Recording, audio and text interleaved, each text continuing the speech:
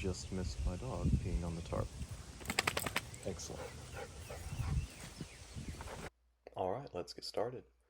The first thing we're going to do is to gain visibility to the air filter check hose, which involves taking off the seats as well as the left side panel. Taking the side panel off was easy with the screws, but a little bit challenging snapping it off because I was afraid I was going to break something. Just be careful when you're taking it off because some of the tabs are at specific angles that you have to keep in mind when you're putting it back. Here we can see the actual hose, and you can see it's clear, light's getting through, so it's not dirty.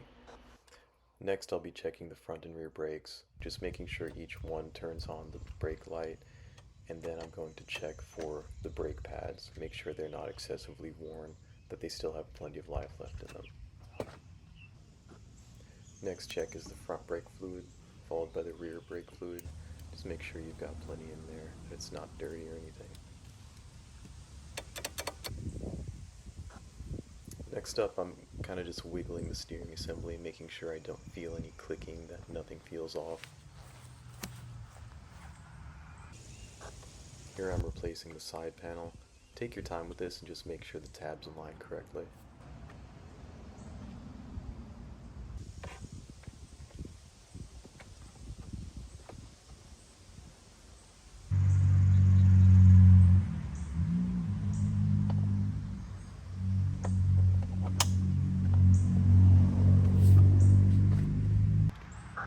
Next I'll test the side stand switch operation.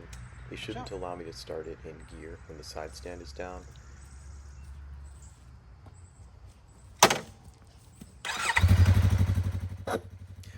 And then once it is started, the kill switch should activate when the side stand comes down. As it does. Here I'm just lubricating the clutch cable, making sure to work it a few times.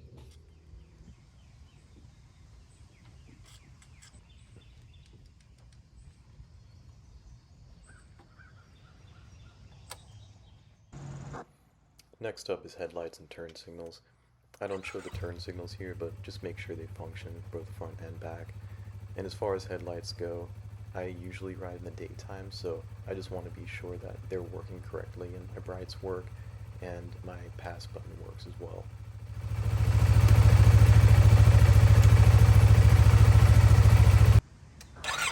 Here's where we get into the engine oil and the filter. First thing you want to do is to warm your bike up and get it to a good operating temperature before you start the process. Here I've loosened the engine oil drain bolt, and you just take that off, oil will come out, you catch it in the pan.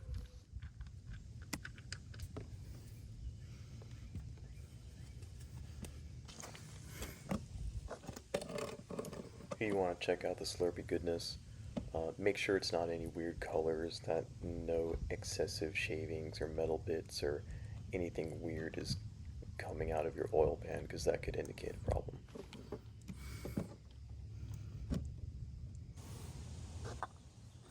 They do sell a special oil filter tool to take the oil filter off and to put it back on.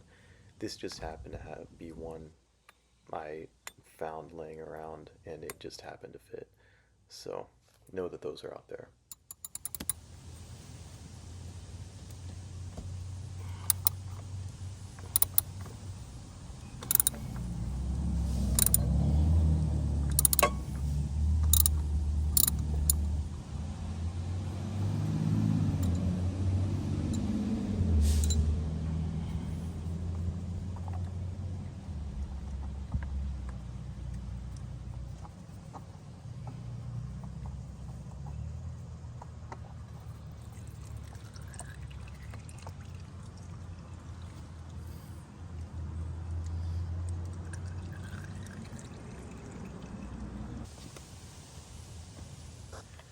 Here I'm just going to set the bike vertical to make sure the oil drains properly.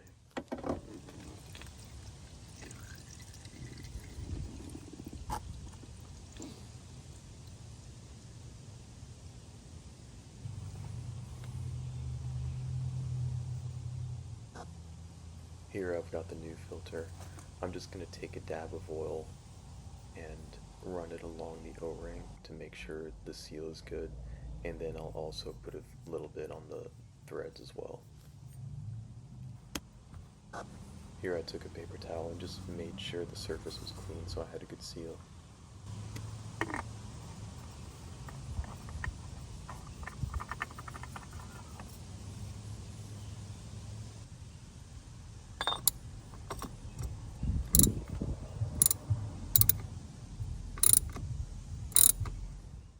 And if you have trouble taking the tool off of your oil filter, just give it a few taps and it should come loose.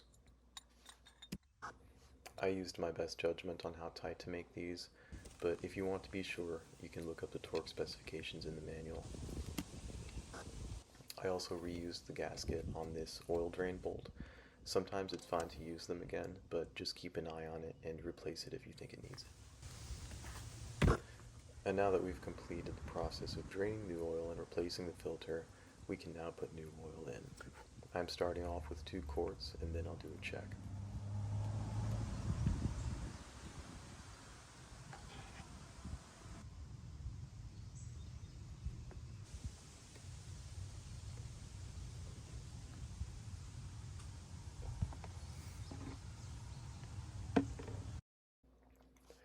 And with those 2 quarts in, I'm standing the bike upright and starting it to allow the oil to work into the internals. And you can see the oil level reduce and give me a more accurate measurement because I know it'll take roughly 0.2 more quarts of oil.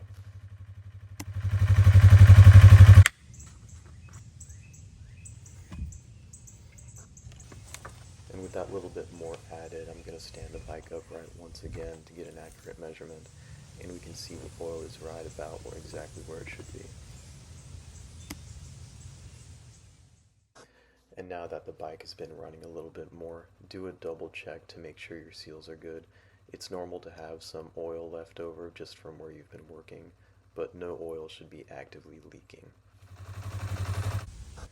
To reset the oil change reminder, go to trip, and then hold reset until your mileage blinks, let go, and then hold reset once more, and that will reset your oil change indicator.